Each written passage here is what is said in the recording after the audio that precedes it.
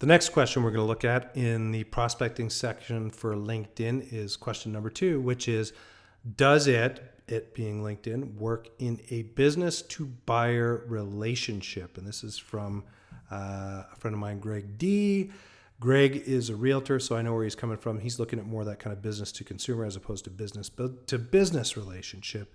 And my comment to that is absolutely. Once again, it kind of goes back to that first question, which is trying to determine, if I'm outside of that business to business relationship, what is it that would be someone that fits in my target demographic in the B2C or business to buyer relationship world? So here's an example that I used recently with a financial firm up here in Canada, which is specifically, especially in Calgary where I live, we've been impacted very hard by the lower oil prices. And a lot of oil and gas companies and these companies that service the oil and gas industry have let go of a lot of people.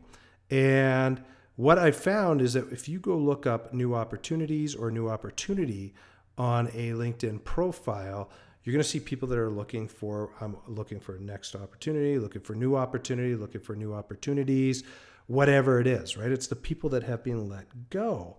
And so, in this case, what happens is we're going to look for first level connections, second level connections, group members on LinkedIn that we can reach out to in the Calgary marketplace. And when we do this, it brings back a specific amount of results. So if you look at new opportunities and new opportunity, the combination between the two, there's roughly 6,000 plus people in the Calgary marketplace that have that in their profile. And a lot of these people are looking for jobs. Now, one of the things that you can do is that in the financial world, for example, if you've been let go for a company, you have to move your benefits or your investment portion of your benefits out of that company over a specific period of time, be it 30 days, 60 days, 90 days, right? It has to be moved out. A lot of people, that's the only investment that they have, and they've got to go move it somewhere. So what I've told these financial planners or brokers and people that I gave a presentation to is, this is an excellent opportunity for you to reach out to these people and give them a hand with something that's specific. So this is that B to C or business to consumer applications starting to take hold here in regards to this. So, the long story short on this one is kind of understand your market. If you play into the consumer world and understand who you want to go after and their demographic and whatever it is.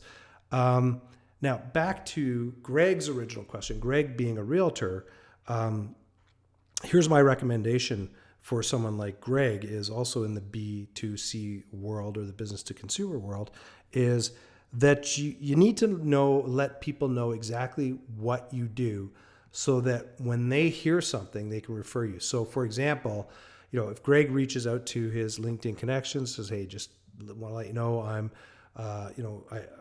looking for people that are looking to sell their home, or they're trying to do this or they're trying to do that.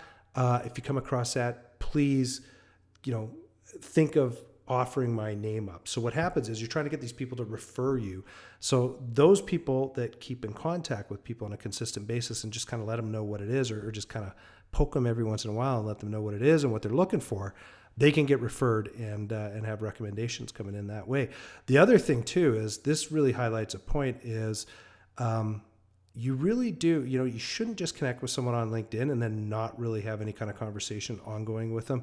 What you do is when you connect, make sure that you keep in contact with your first level connections, because they can be your biggest allies to help you sell or move your product or service. So my recommendation would be to also make sure that you're at least reaching out to your first level connections on a fairly consistent basis. And later on in this course, I'm going to get into a couple of areas where you'll be able to see how you can bucket your LinkedIn connections based on certain criteria and the timeframes that you need for keeping in touch with these people.